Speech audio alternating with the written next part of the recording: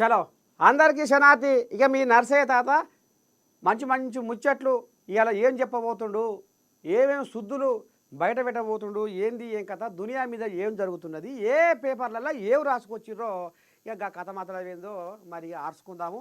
చలో ఇక పోదాము. పేపర్ల జాతకంలో ఏముంది ఏం కథ అంటే ముందుగా అలా మహాపత్రిక ఇలా ఏముంది మల్లారెడ్డినా మజాకనా. ఇక ఈయన మజాక అంటే ఇక ఈయన మజాకే.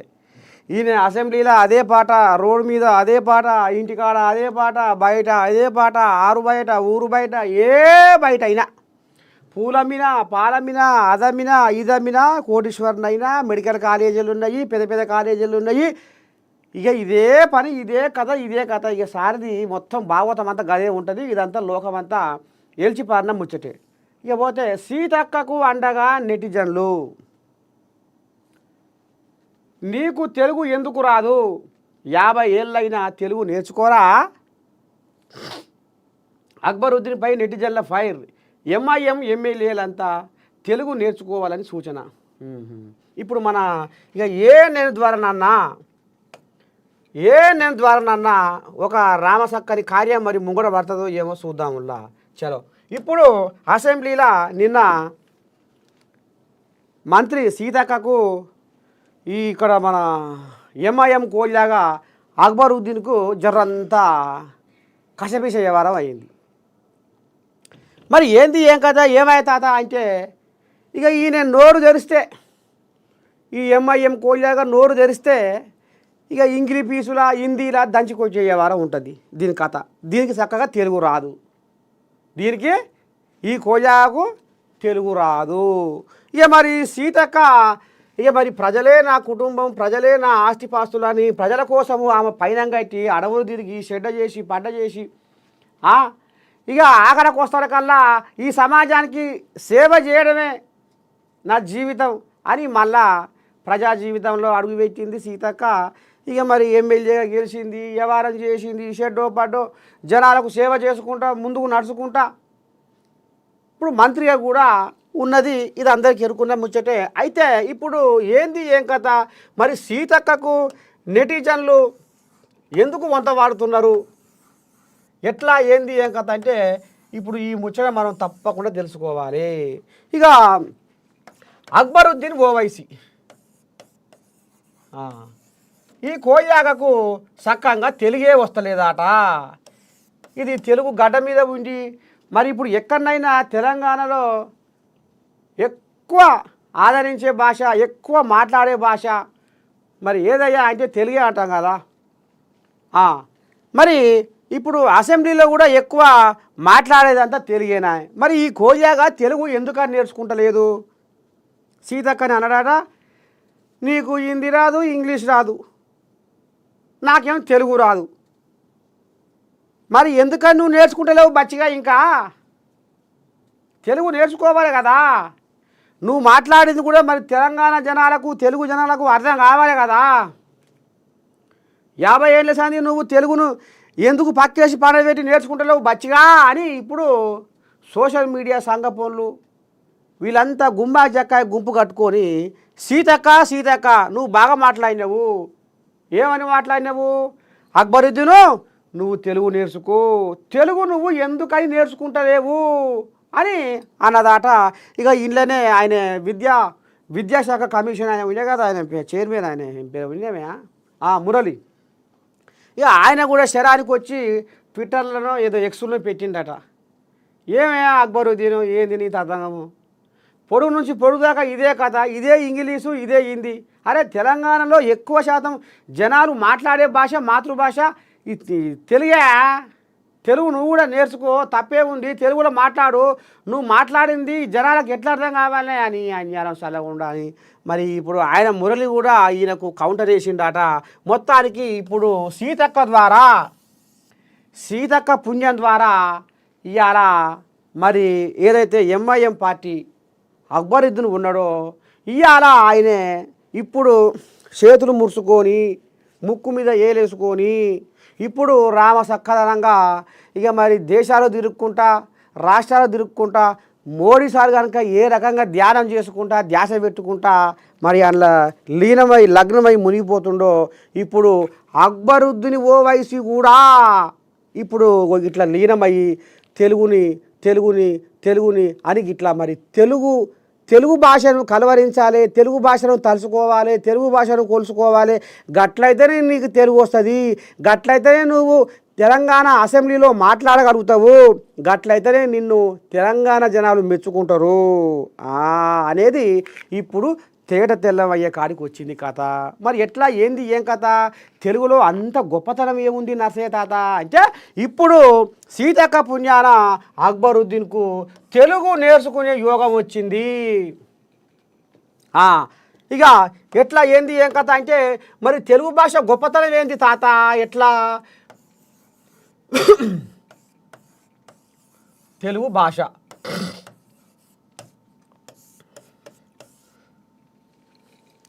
ఇక సీతక్క పుణ్యాన అక్బరుద్దీను ఇప్పుడు ఈ తెలుగు మీద సోయి పెట్టాలి, ఈ తెలుగు మీద ధ్యాస పెట్టాలి, ఈ తెలుగును మరి ఆయన లీనమై లగ్నమైతేనే ఖచ్చితంగా ఈ తెలుగు ఆయనకు వంట పడుతుంది, ఇంట్లో కూర్చుంటుంది. ఇక ఇప్పుడు మనం ఏం చెప్పుకోవాలయ్యా ఈ అక్బరుద్దీన్ ఓవైసీకి అంటే తెలుగు భాష గొప్పతనం ఏందో, సీతక్క నిన్ను ఎందుకు తెలుగు నేర్చుకోవాలని చెప్పిందో అగో గందుకే నేను ఇవాళ తెలుగు భాష గొప్పతనం ఏందో వివరించే ప్రయత్నం చేస్తూ ఉన్నది. మన తెలుగు మల్లె పువ్వులా పరిమళించెరా, మన తెలుగు మల్లె పువ్వులా పరిమళించెరా, ఈ తెలుగును శ్వాసిస్తూ మనసు పులకరించెరా. మన తెలుగు మన తెలుగు మన తెలుగు, ఆ తెలుగులోనే ఉన్నది మన వెలుగు. మన తెలుగు మల్లె పువ్వులా పరిమళించెరా, ఈ తెలుగును శ్వాసిస్తూ మనసు పులకరించెరా. ఇది అంటే తెలుగు భాషను మనం మాట్లాడుతుంటే ఆ పదాలు పలుకుతుంటే మరి దేశ భాషలు ఏవైనా తెలుగు లెస్స అన్నారు కదా, గిందుకే అన్నారు పెద్దలు. తెలుగు భాషను మాట్లాడుతుంటే మనస్సు ఉప్పొంగిపోతుంటుంది. అక్బరుద్దీన్ ఓవైసీ జర్ర ఇక్కడ చెవు పెట్టి ఇను, నీ మంచి కోసమే ఇలా నేను తెలుగు భాష గొప్పతనం ఏందో మరి ఈ కార్యాన్ని ముంగటేసుకుంది. నువ్వు మళ్ళా వచ్చే అసెంబ్లీలోనైనా మళ్ళీ వచ్చే సెషన్లోనైనా నువ్వు ఏం చేయాలి, ఇంతో అంతో కొద్ది గొప్పనన్నా తెలుగులో మాట్లాడడానికి ప్రయత్నం చెయ్యి. ఎందుకంటే తెలంగాణలో ఎక్కువ మాట్లాడేది మెజారిటీగా మాట్లాడేది తెలుగు భాషనే కాబట్టి తెలుగులో నువ్వు మాట్లాడక తప్పదు.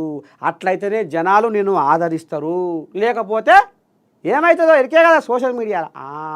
ఇది జర్రంతా మరి సోయి పెట్టి ఈ తెలుగు మీద ధ్యాస పెట్టు. అందుకనే సీతక్క తెలుగు నేర్చుకో, 50 ఏళ్ళ సంధి నువ్వు తెలుగును ఎందుకు నేర్చుకుంటలేవు అనేది ఇవాళ సీతక్క నోట్లకి వెళ్ళి అనిపించుకున్నావు. ఇకపోతే మరి ఇంకా తెలుగు భాష గొప్పతనం ఇంకా ఏంది తాత అంటారా? చలో. తెలుగు పదము నయగారం, తెలుగు ధనము మనోహరం, తెలుగు సొగసు సుకుమారం, తెలుగు మనసు మమకారం, తెలుగు సొగసు సుకుమారం, తెలుగు మనసు మమకారం, తెలుగు పదము నయగారం, తెలుగు ధనము మనోహరం, మన తెలుగు విరబూసిన సిరిమల్లెల తోటరా, మన తెలుగు విరబూసిన సిరిమల్లెల తోటరా, వసంతములో తీయనైన కోయిలమ్మ పాటరా. ఇక అయ్యా అరక కట్టి భూమితోని పోరాడుకుంటా భూమిని దున్నుతుంటే అమ్మ గంప నెత్తి మీద పెట్టుకొని అయ్యకు బువ్వదేస్తుంటే ఆ చల్లనైన పిల్లగాలులు ఇక మరి ఒంటికి దాకుతుంటే ఎంత ఆనందం ఉంటుంది. అసవంటి ఆనందాన్ని పంచేది, అసవంటి ఆనందాన్ని నింపేదే ఈ తెలుగు భాష.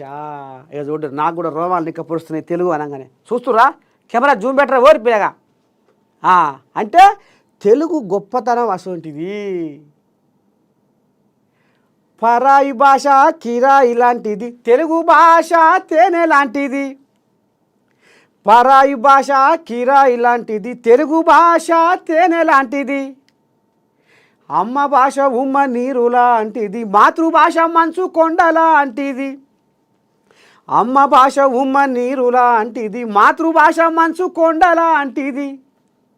మన తెలుగు మాటల మూట విప్పితే తీయదనమురా, మన తెలుగు మాటల మూట విప్పితే తీయదనమురా. ఆ తెలుగు భాష గొప్పతనము తెలుసుకోరా.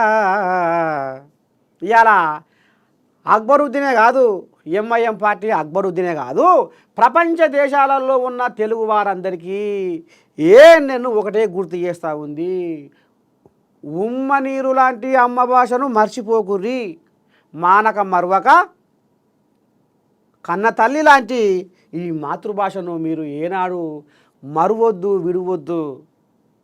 మీరు ఏ స్థాయిలో ఉన్నా, మీరు ఏ దేశాలలో ఉన్నా తప్పకుండా ఈ తెలుగు భాషను మాత్రము అంతరించుకుపోకుండా కాపాడుకోవాల్సిన బాధ్యత మీ అందరి మీద ఉన్నది. ఎందుకంటే మన మాతృభాష, మనం పుట్టినప్పుడు మనకు తప్పటడుగులు నేర్పిన భాష. ఇక మరి ఇదంతా ఇవాళ సీతక్క పుణ్యమా అని ఇవాళ సీతక్క అసెంబ్లీలో ఇవాళ ఏమే అక్బరుద్దీను 50 ఏళ్ల సంధి నువ్వు తెలుగు ఇంకా నేర్చుకోవా అని అన్నందుకు ఇవాళ నేను ఇవాళ అక్బరుద్దీన్తో పాటు అందరికీ ఇవాళ తెలుగు భాష గొప్పతనం ఏంది, తెలుగు భాష విశిష్టత ఏంది అనేది ఇవాళ నేను యావత్ ప్రపంచానికి, యావత్ ప్రపంచంలో ఉన్న తెలంగాణ తెలుగు జనాలకు, తెలుగు రాష్ట్రాల ప్రజలకు ఇవాళ ఒక రామసక్కని పాట తెలుగు భాష గొప్పతనాన్ని, తెలుగు భాష ఔన్నత్యాన్ని వివరించే ప్రయత్నం చేస్తున్నది.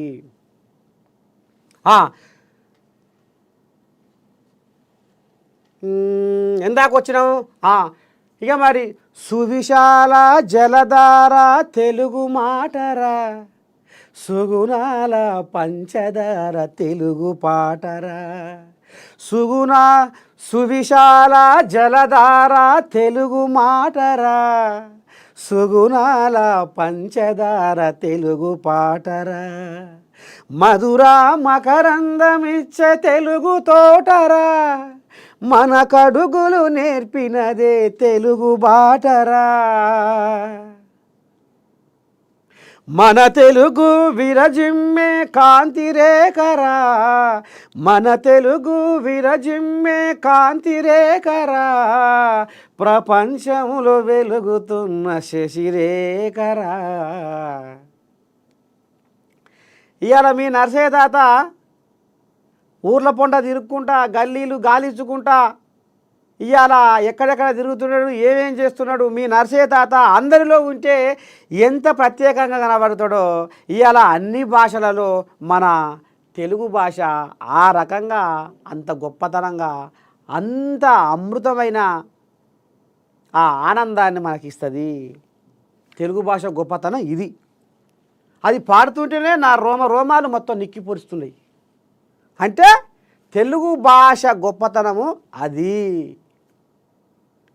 అమ్మ ప్రేమ లాంటి కమ్మనైనది తెలుగు భాషరా, అమ్మ ప్రేమ లాంటి కమ్మనైనది తెలుగు భాషరా. పుడమిలోన పుట్టి పీల్చే శ్వాస తెలుగు భాషరా. పుష్పమల్లే పరిమళించును తెలుగు రాగము.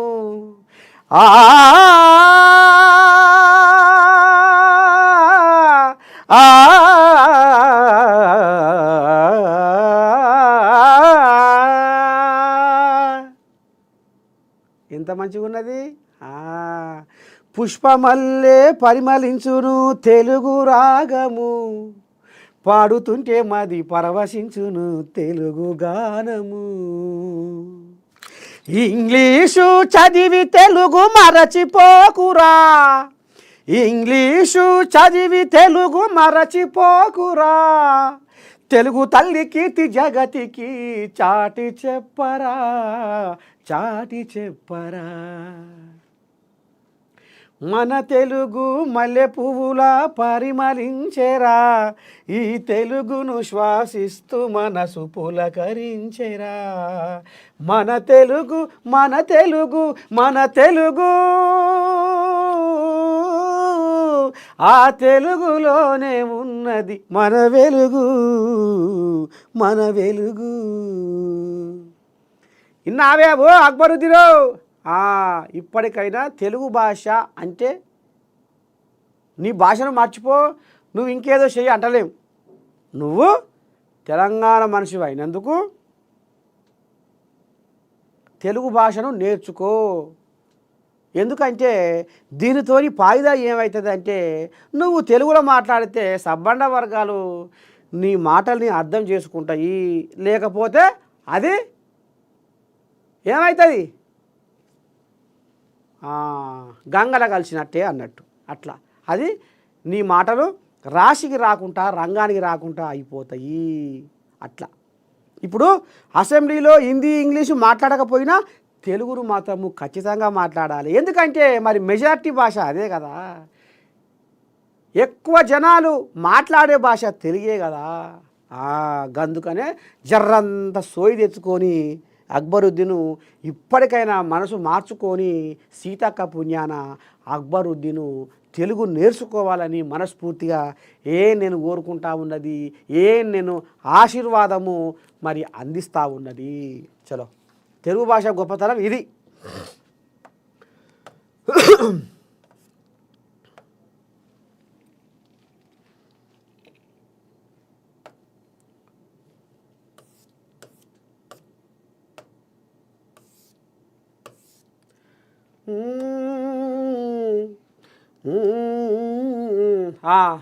ఇంకా ఆగివన్న వార్త ఏముందయ్యా అంటే,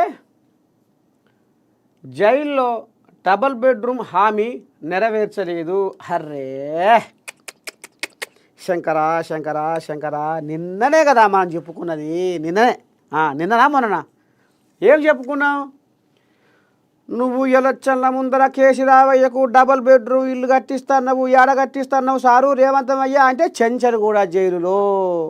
మరి ఎందుకని కట్టిస్తలేవు సారు అంటే, దేనికైనా కాలమే సమాధానం చెప్తుంది అనేది రేవంతమయ్య మనసులో ఉన్నట్టుంది. అందుకనే జర్రంతా దాని మీద చూద్దాం, ఎవరి పాపం వాళ్ళకే అన్నట్టుగా పోతుండు. అయితే ఇప్పుడు నిన్న అసెంబ్లీలో మనం అన్న మాటే మరి రేవంతమయ్య శివుల పడ్డదా, మరి ఎట్ట సంగతో కానీ మొత్తానికైతే రేవంతమయ్య నిన్న అనే తీరిండు. ఏమన్నాడయ్యా?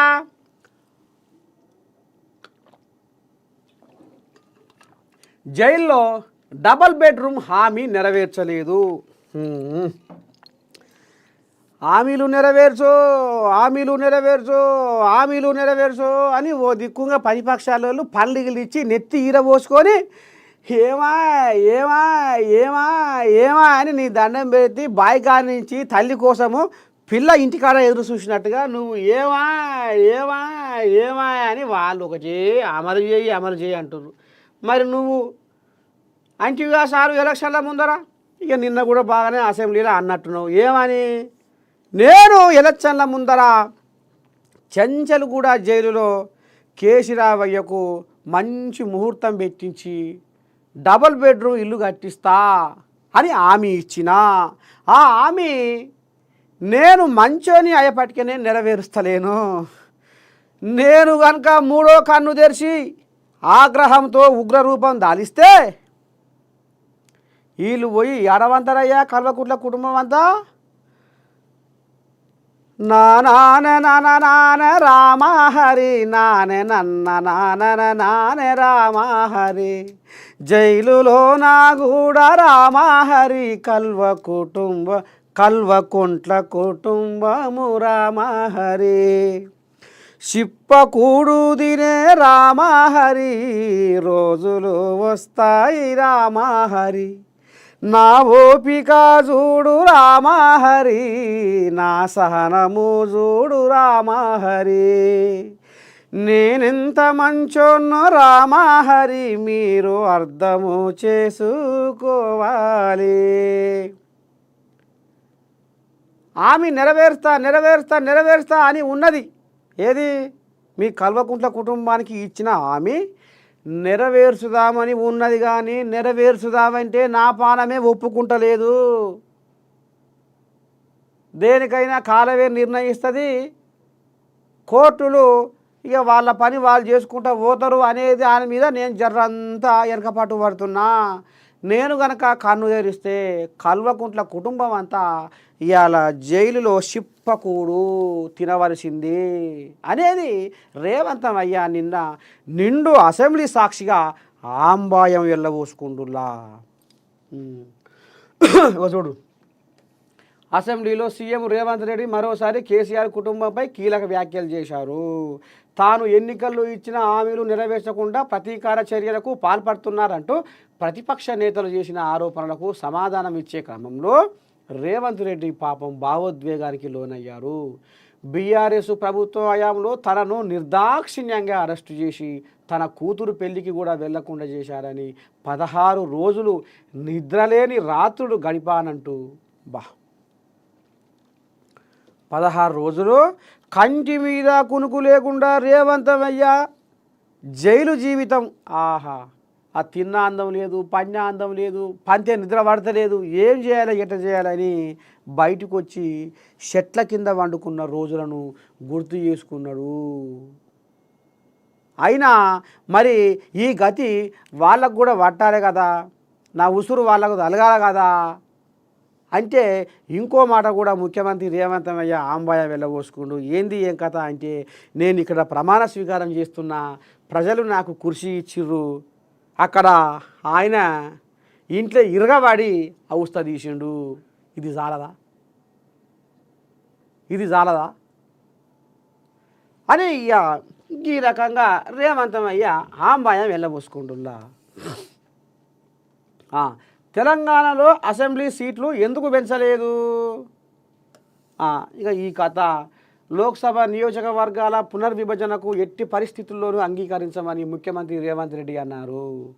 గురువారం అసెంబ్లీ సమావేశాల్లో స్పీకర్ గడ్డం ప్రసాద్ కుమార్ అనుమతితో సీఎం రేవంత్ రెడ్డి లోక్సభ నియోజకవర్గాల పునర్విభజనకు వ్యతిరేకంగా తీర్మానాన్ని ప్రవేశపెట్టారు.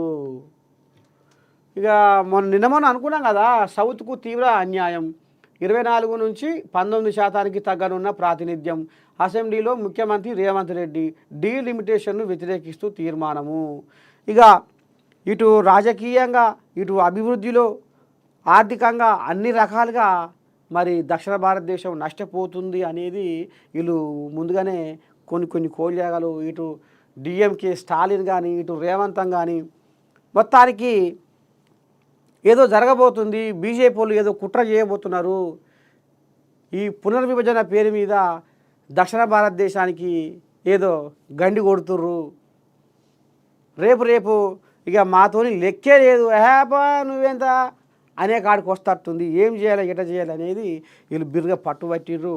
ఇక మరి చూద్దాం రేపు ఏం జరుగుతుంది, ఏంది ఏం కథ అనేది మనం ముందు చూద్దాం. చలో ఇక ఇంట్లోకి వెళ్ళిపోతే నమస్తే తెలంగాణ ఏం రాసుకొచ్చారో చూద్దాం. ఎందుకంటే నిన్న అసెంబ్లీలో పంచాయతీ బాగా అయిందట. వచ్చింది అమ్మా, చూసిన ఆరులో డప్పు మోగుతుందిగా. దేశంలో అత్యుత్తమ ముఖ్యమంత్రి ఎవరు? విశ్వసనీయతకు చిరునామా నిలిచే నేత ఎవరు? సమకాలీన రాజకీయాల్లో అత్యుత్తమ నాయకత్వ లక్షణాలు ఎవరి సొంతం? అభివృద్ధి ఆర్థిక ప్రగతి ప్రమాణాల్లో యావత్ దేశంలోనే ఎవరు బెస్ట్ సీఎం? ఇక్కడ పెట్టి పిల్లగా యావత్ దేశంలో తెలుగు రాష్ట్రాల్లో ది బెస్ట్ సీఎం కేసీఆర్. చూసిన అరే ఎట్రాసుకొచ్చిరో కథ. సరే ఒక్కసారి మరి ఈయన బెస్ట్ సీఎం ఆనాడు ఏ రకంగా జనాల గుండెల్లో ముద్ర చేసుకుంటూ నిజంగానే మరి ఈయనకు మూడోసారి జనాలు ఎందుకు ఓడగొట్టిర్రు, ఏంది ఏం కథ అనేది ఒక్కసారి మనము తెర మీదకి వస్తే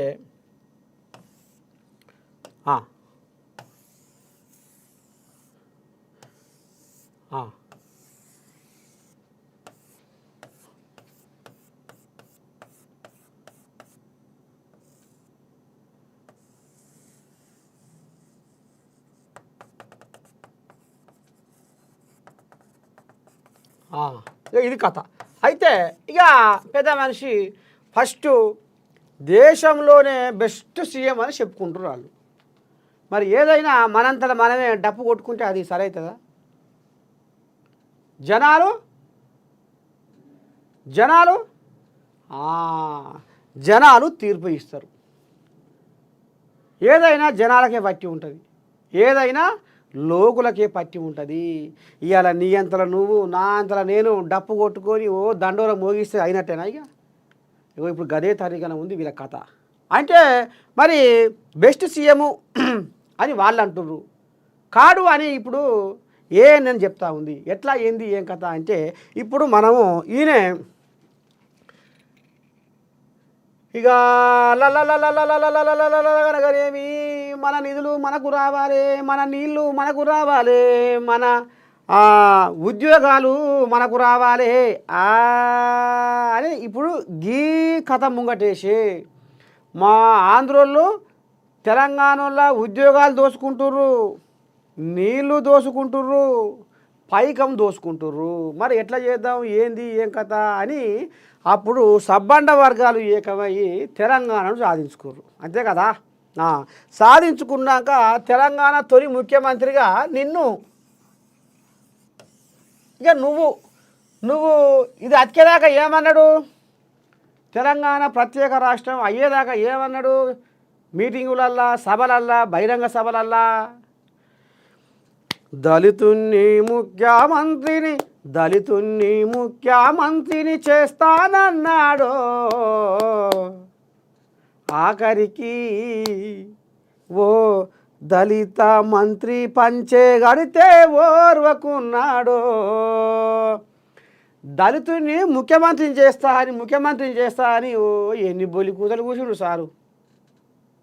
ఆఖరికి వస్తారు కల్లా వరంగల్లో ఉన్న ఒక కోయాగా దానికి షెడ్డో పడో ఇచ్చినట్టు ఏది ఉప ముఖ్యమంత్రి ఇచ్చినట్టు చేసి అది పంచగట్టుకొని సింగులు కిందికేసుకొని తిరగంగానే అమ్మో ఈయన పంచగట్టుకొని సింగులు కిందికేసుకొని తిరుగుతున్నాడు, వీరి కనుసూపు అంతా దీని మీదకే పోతుంది కదా అని దానికి మంగళం పెట్టి వచ్చి ఉన్న పదవి ఉడదీసిండు. ఇంటికో ఉద్యోగం అంటే నమ్మితిమి,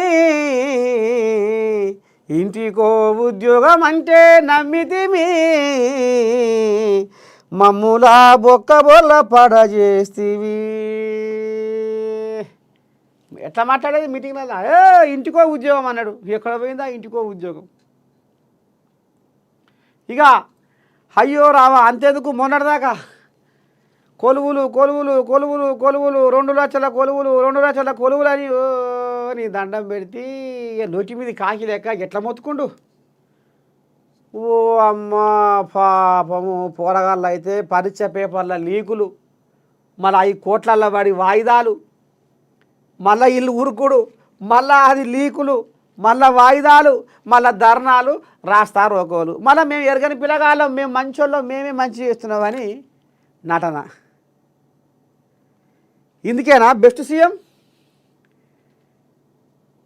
నేను రాష్ట్రానికి కావలి కుక్క లెక్క ఉండకపోతే నా మెడకాయ మీద తలకాయ ఉండదు, దళితుని ముఖ్యమంత్రిని చేయకపోతే నేను మనిషినే కాను అన్నాడు. ఏం చేసిండు? ఇందుకేనా ఆయన బెస్ట్ సీఎం? మంచి ముఖ్యమంత్రి అంటే గిందుకే అంటారా? ఇక గాలినే గోడగా మేఘాలే మేడగా నేలమ్మ ఒడిలోన గూడేసుకున్న పేదలము మేము. ఇక మా ఎండనక వాననక చలి అనక గజ వణుక్కుంటా, ఎండకు ఎండుకుంటా, వానకు నానుకుంటా, నమో రామచంద్ర అని కంటి మీద కునుకు లేకుండా మేము బతుకు పోరాటం చేసుకుంటున్నాం. కానీ మాకు ఏది లేదు, ఎక్కడ లేదు. ఓ కేసీరావు నీ దండం పెడతాం, మాకు ఇంతో అంత జర గూడు కట్టి అయ్యా సారు అని పబ్బది పడితే ఒరియకు ఏది లేదు, ఎక్కడ లేదు. పాపం వాళ్ళు తాళలేక ఏగలేక ఉరికి డబుల్ బెడ్రూమ్ ఇళ్ళలో దూరపడితే సర్కారు అధికారులు పెట్టించి వాళ్ళకెళ్ళి బయటికి పంపించి తాళం వేసుకున్న చరిత్ర కేసీరావుది. మరి గిందుకేనా ఈయన మంచి సీఎం? ఇవాళ నేనేమున్నా నర్సయ్య తాత రోజు ఏం చేయాలి? కొలువుకు రావాలి, మీకు వార్తలు చెప్పాలి. మరి ఇంటికాడ వండుకుంటే పని అవుతుందా? కాదు. ఒక పోలీస్ అధికారి ఉన్నాడు. పోలీస్ అధికారి ఏం చేయాలి? పోలీస్ స్టేషన్లో పోవాలి, డ్యూటీ చేయాలి, సమాజానికి సేవ చేయాలి, అంతే కదా. అది ఒక లాయర్ ఉన్నాడు. ఆయన ఏం చేయాలి? కోర్టుకు పోవాలి, వాదించాలి. ఒక చదువు పంతులు ఉన్నాడు. ఆయన ఏం చేయాలి? బళ్ళకు పోవాలి, చదువు చెప్పాలి. ఎవరి పని వాళ్ళు చేయాలి. మరి కేసీరావు నువ్వు ముఖ్యమంత్రి అయ్యి ఏం ఉద్దారకం చేసినావు? ఏడికి పోయినావు? కనీసం తెలంగాణ జనాలు నీకు పెద్ద కొలువు ఇస్తే నువ్వు కొలువు చేసినవా చెప్పు కదా ఒకటి. ఎట్లా నిన్ను బెస్ట్ సీఎం అనాలే? ఎట్లా నిన్ను మంచి ముఖ్యమంత్రి అనాలే? అంటేందుకు జనాలకు నోరు ఎట్లా రావాలి? ఇప్పుడు ఈయనే కొలువు చేయవని జనాలు కొలివిస్తే కురిసిస్తే ఈయన ప్రగతి భవన్నే పండుకున్నాడు. రామ రఘురామ సర్వము మాయో, రామ రఘురామ. అయ్యో సారో, అది మంత్రి వచ్చిండు, మంత్రి ఏదో కలుస్తాడట, మంత్రి వచ్చిండు. ఏ ఓహమ్మా, మంత్రులకు కూడా అపాయింట్మెంటు ఇయ్యవైతివయ్యా, ఎమ్మెల్యేలకు అపాయింట్మెంటు ఇయ్యవైతివయ్యా, తందానో తందానా తానే తందనానా.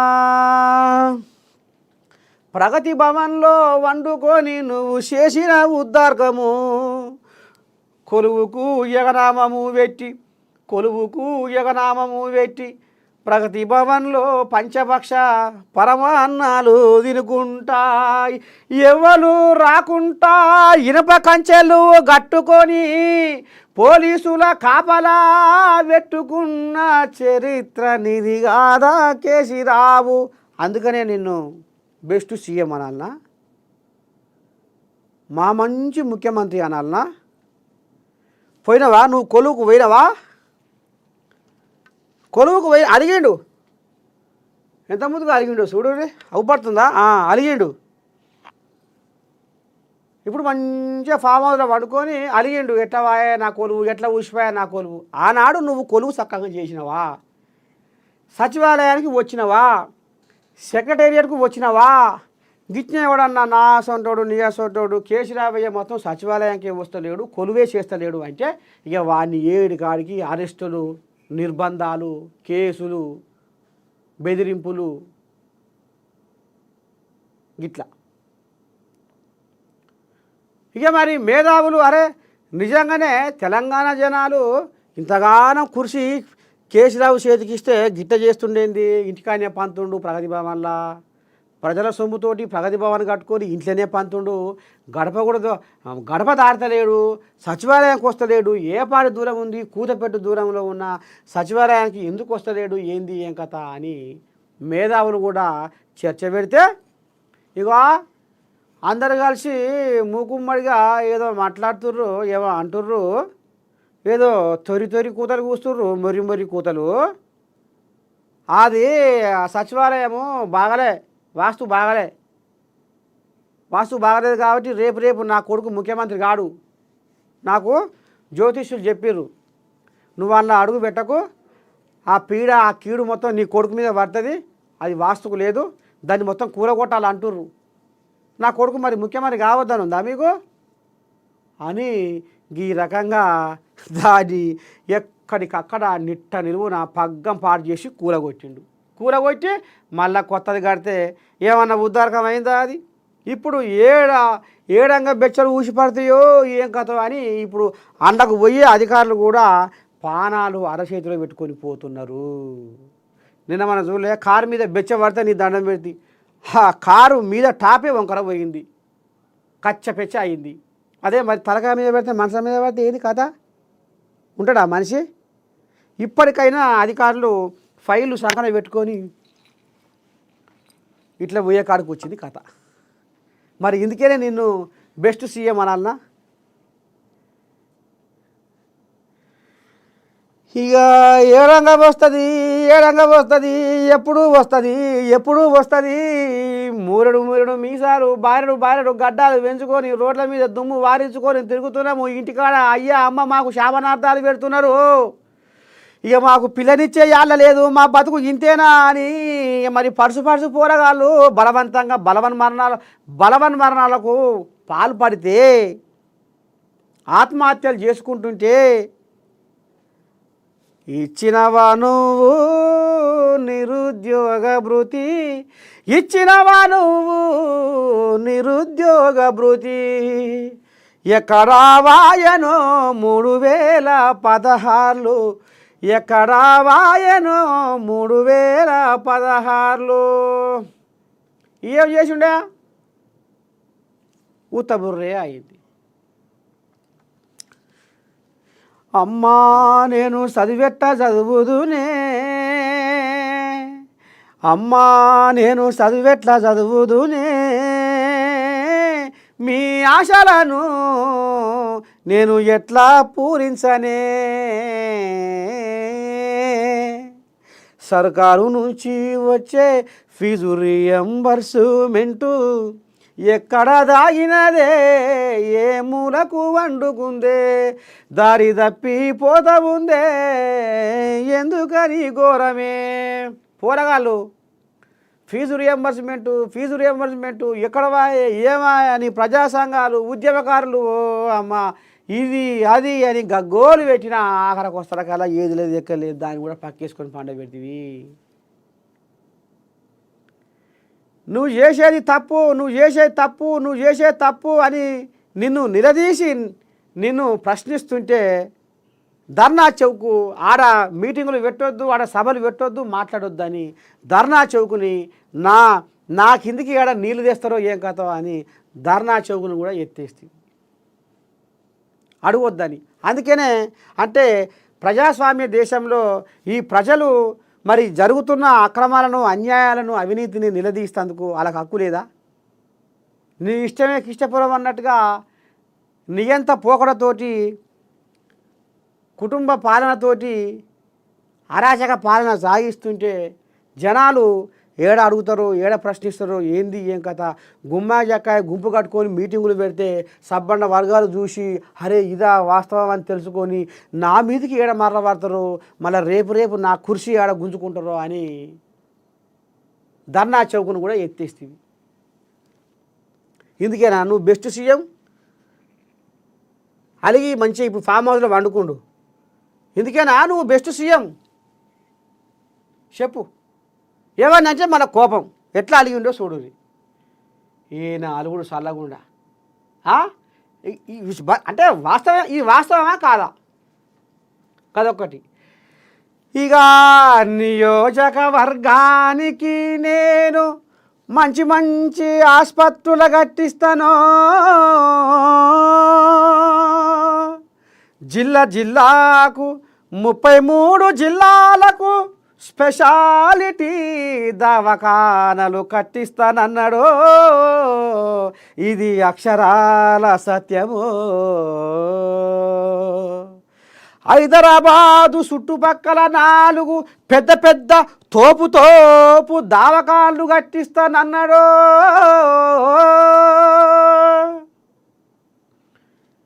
ఎక్కడ వాయే ఏమైపాయే ఓ కేసీరావు, నీ మాటలు నీటి మూటలైపాయే ఓ కేసీరావు. అందుకనే జనాలు కుర్చీ ఉడవీకిరు. మరి ఇందుకేనా ఈయన బెస్ట్ సీఎం? ఇందుకేనా ఈయన బెస్ట్ సీఎము? చెప్పుర్రి. దళిత బిడ్డలకు 3 ఎకరాల భూమి ఇస్తానంటివో, ఎటు వాయే ఏవాయే అడిగితే పక్కన పెడితీవో, దళితుల మీద ప్రేమ ఉందని ప్రేమ ఉడకబోస్తీవో, ఆఖరాకొస్తల్ల దళిత బంధును దగా చేస్తీవో, మైనార్టీలకు 12% రిజర్వేషను అంటివి, ఎస్టీలకు 12% రిజర్వేషన్లు అంటివి, పోడు భూములకు పట్టాలు ఇస్తానని ప్రగల్భలాలు వలికి ఆఖరకొస్తర కల్ల నువ్వు ఏమి చేసితివి కేశిరావు. ఎక్కడిదక్కడ ఇసుకపోయి బచ్చల పండు వండబెట్టినవు, అందుకేనా నిన్ను బెస్ట్ సీఎం అనాలే.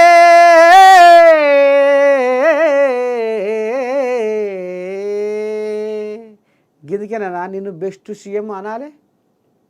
రుణమాఫీ రుణమాఫీ అని 10 ఏళ్ల పొద్దు సంధి సాగదీసి నిగ్గదీసి గుంజి గుంజి గుంజి ఆ వడ్డీ ఈ వడ్డీ చక్రవడ్డీ అని సాగదీసి ఈడంగా ఆడంగా అండ్ల దుర్గం ఇళ్ళ దుర్గం అని వేసి వేయనట్టుగా చేసి రైతుల ఉసురు పంచుకున్నవో.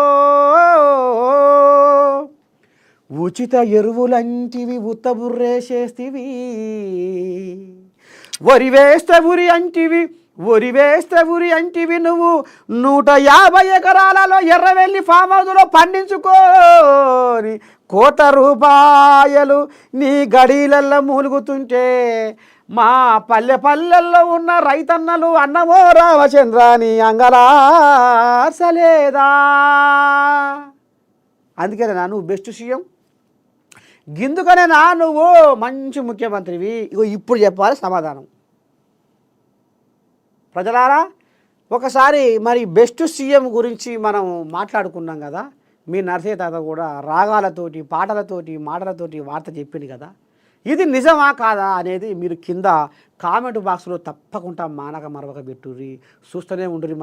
నేను రేపు పొద్దుగాల మళ్ళా కలుసుకుందాము. చలో మరి అందరికీ రేపు పొద్దుగాల కలుసుకునేదాకా మళ్ళొకసారి శరార్థి.